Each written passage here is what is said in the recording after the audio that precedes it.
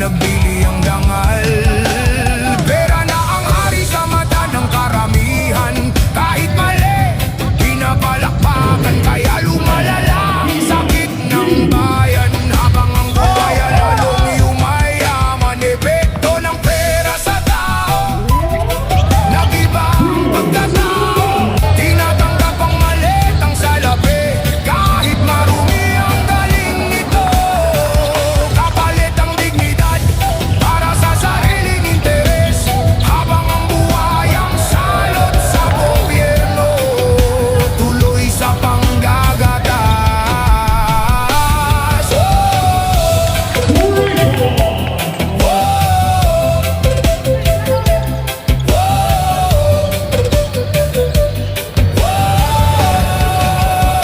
Rastafari para sa katotohanan, hindi para manahimik sa kasinungalingan. Kapag pera na ang sinamba ng tao, unti-unting nabubulok pati kaluluwa mo.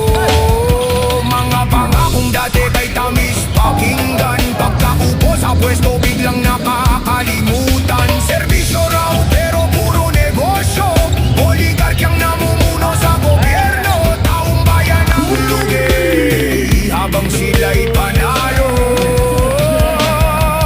May ilan na tahimik dahil nabayaran, kahit alam nilang mali ang kalakaran. Konting salapi lang katapat ng prinsipyo, parang wala nang natirang paninindigan sa mundo.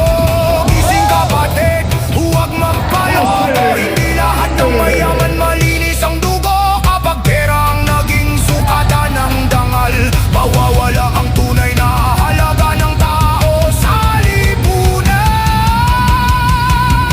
Epekto ng pera sa tao, nakakabulag minsan. Kahit na may natatabunan ng kasakiman, pero hindi pa huli para lumaban. Katotohanan pa rin ang tunay na sandigan.